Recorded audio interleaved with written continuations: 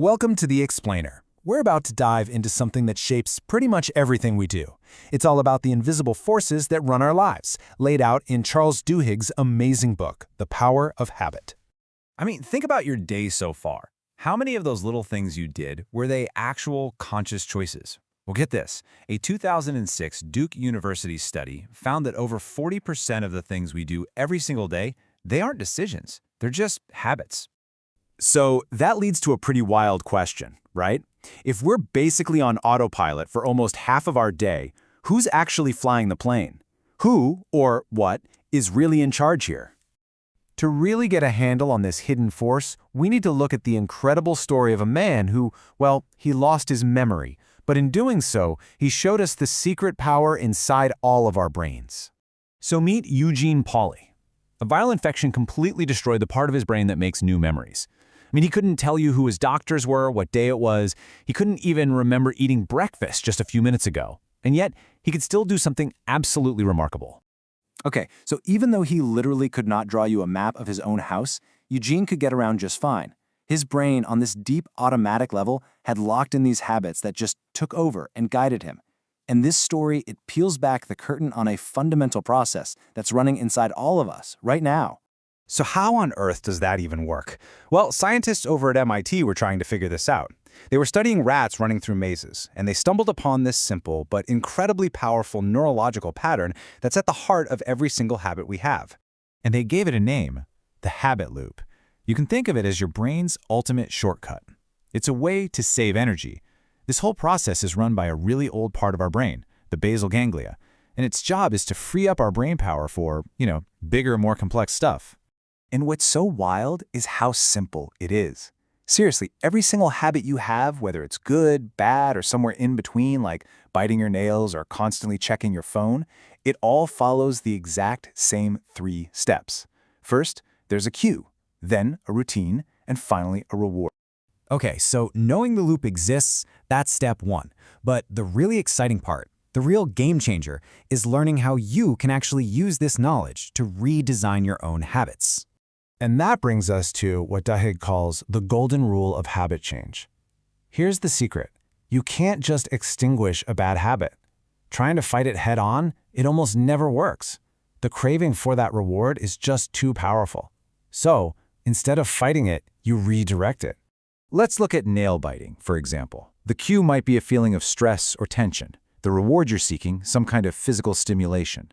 The golden rule says keep the cue, keep the reward, but just swap out the routine.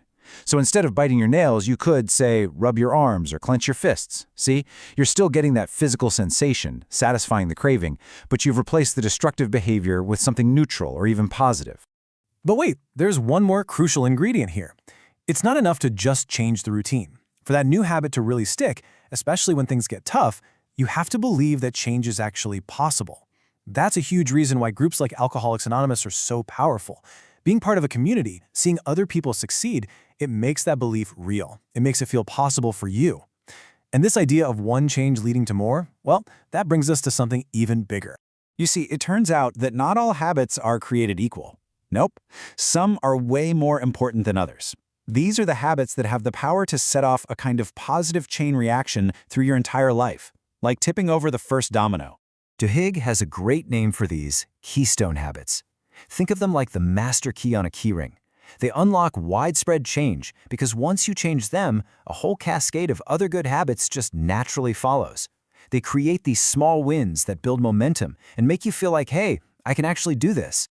Let me give you a fantastic real-world example of this. Back in 1987, a new CEO named Paul O'Neill took over a big, struggling aluminum company called Alcoa. On his first day, investors were all gathered expecting to hear the usual corporate talk, profits, synergy, cutting costs.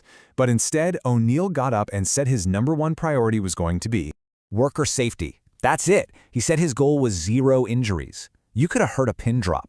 The folks on Wall Street thought he had completely lost his mind. But what they didn't realize was that this was an act of pure genius. See, to get to 0 injuries, Alcoa had to fundamentally change how it operated. Suddenly, communication between workers and management had to be flawless. Manufacturing processes had to be reevaluated and streamlined. In short, to fix safety, they had to fix everything. And by focusing on that one single keystone habit, O'Neill completely transformed the company's culture. And yeah, its profits went through the roof. So, let's bring this all back to you. What's the takeaway here? It's that you have the power to do this too. You can actually become an architect of your own life by identifying and rewriting those automatic scripts that have been running in the background for years. It's like the philosopher William James said way back over 100 years ago. Our habits aren't just these little random things we do. They're the literal building blocks that construct who we are and who we're going to become. So now you know about the habit loop. You have the golden rule of change, and you know about the power of keystone habits. You've basically been handed the blueprints. You get to be the architect. So the only question left is, what are you going to build?